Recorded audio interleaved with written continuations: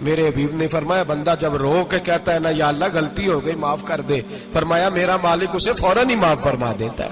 تو آ تو صحیح، تو آتا ہی نہیں۔ سنیں بڑی پیاری حدیث، بڑی خوبصورت حدیث، کنز المال میں دیگر کتب احادیث میں ہے۔ حضرت ابو ہریرہ رضی اللہ تعالیٰ عنہ فرماتے ایک بابا جی نبی پاک کی بارگاہ میں آئے، اور جب وہ واپس جانے لگے تو میں نے عمر پوچھی تو عمر تھی 96 سال۔ کہتے ہیں بزرگ جب آئے نا تو یہ بھویں جو ہے نا ان کی سفید ہو کے تو یوں آنکھوں پہ آ گئی۔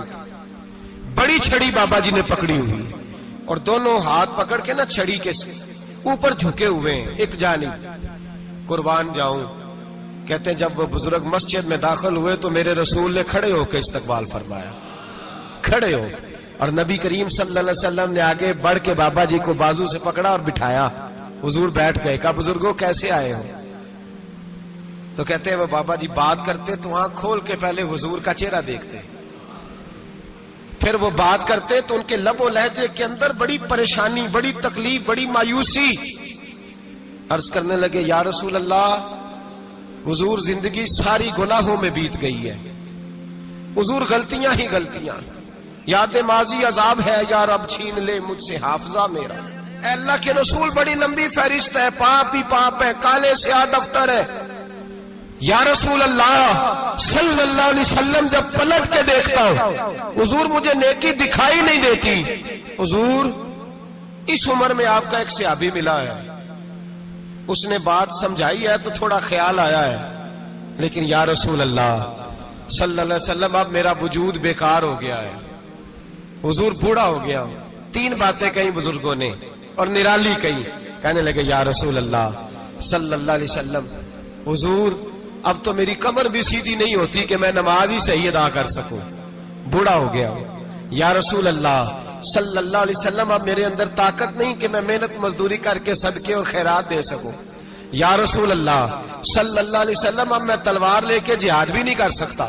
حضور نہ میں لمبی نمازیں پڑھ سکتا ہوں، آقا نہ میں صدقات و خیرات دے سکتا ہوں، محبوبہ نہ میں دین کے لیے کوئی جہاد کر سکتا ہوں۔ بیکار وجود ہے، بیکار بیکار وجود کو تو گھر والے برداشت نہیں کرتے، بچے دعا کرتے ہیں یا اللہ ابا جی کو پردہ دے دے، اماں کو پردہ دے دے، بیکار ہو گیا ہوں اور آج آیا ہوں تو مجھ بیکار کو میرا رب قبول کر لے گا؟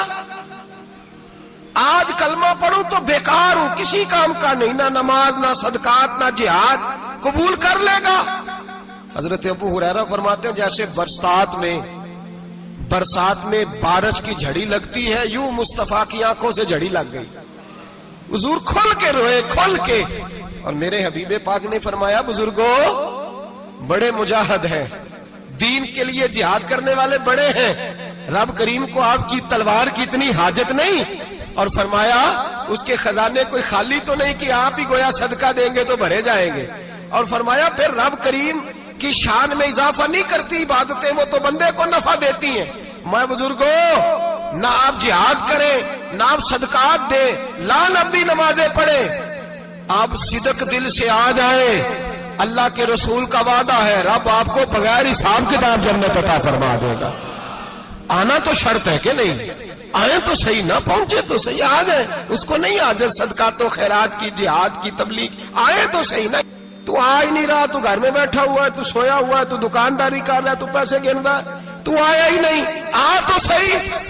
بلکہ میرے نبی پاک فرماتے ہیں جب اللہ پاک کا بھاگا ہوا غلام آتا ہے پھر تو اللہ زیادہ راضی ہوتا ہے، پھر تو اللہ زیادہ راضی ہوتا ہے، زیادہ راضی ہوتا ہے، تو آ تو صحیح، پہنچ تو صحیح۔ بلکہ صوفیاء تو اور بات کرتے ہیں، وہ کہتے ہیں تو کبھی بھول کے بھی رب رب کرے تو اللہ تو اسے بھی قبول کر لیتا ہے، بھول کے۔ ملا رومی کہتے ہیں بنی اسرائیل کا بندہ ہے، صنم پتھر کو کہتے ہیں، بت کو کہتے ہیں، بت کے سامنے کھڑا ہے اور ساری رات کہتا ہے یا صنم یا صنم یا صنم، اے پتھر اے بت، ساری رات پکارتا رہا۔ رات گہری ہو گئی، نیند کا غلبہ، تھک گیا، سونے کے قریب آیا تو غلطی سے منہ سے نکل گیا یا صمد، یا صنم کی جگہ نکل گیا۔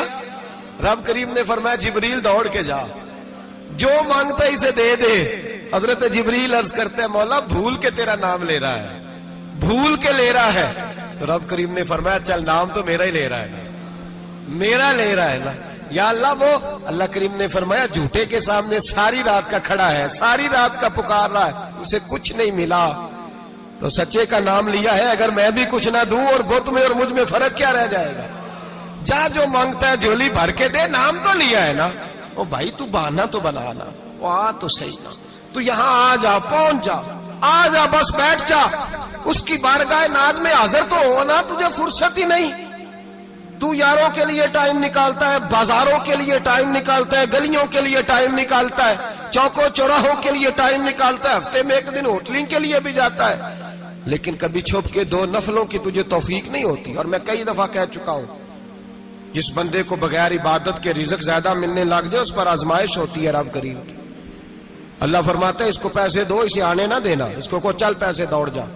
لوگ سمجھتے ہیں میں بڑا ذہین و عقل مند ہوں، دیکھو میں اپنی ہوشیاری سے، چلاکی سے آگے نکل گیا. تو آزمائش ہے، یہ تو آزمائش ہے رب کریم کی طرف سے، یہ تو اس کی خفیہ تدبیر ہے. میرے بھائی اس کی بارگاہ ناز تک جو آ گیا، آنا تو ہماری ذمہ داری ہے کہ نہیں؟ پھر اس کی رحمت آگے بڑھ کے استقبال کر لیتی ہے. اور خدا کی رحمت کتنی زیادہ ہے. میرے حبیب کریم سید عالم صلی اللہ علیہ وسلم نے فرمایا اللہ نے اپنی رحمت کے 100 حصے کیے. حضور فرماتے ہیں 1 حصہ اللہ نے دنیا میں نازل کیا ہے. کتنا؟ 1 حصہ. فرمایا یہ جو ماں بیٹے سے پیار کرتی ہے، باپ بیٹے کے لیے مزدوری کرتا ہے، جو بہن بھائی کے لیے روتی ہے، یہ جو بیوی شوہر کے لیے دعا مانگتی ہے، یہ جو بچے ماں باپ سے پیار کرتے ہیں، فرمایا یہ اس ایک رحمت کا نتیجہ ہے، ایک رحمت کا نتیجہ. تو صحابہ کہنے لگے یا رسول اللہ وہ 99 کدھر ہے؟ نبی پاک نے فرمایا رب کریم نے سنبھالی ہوئی ہے، قیامت کے دن تمہیں عطا فرمائے گا.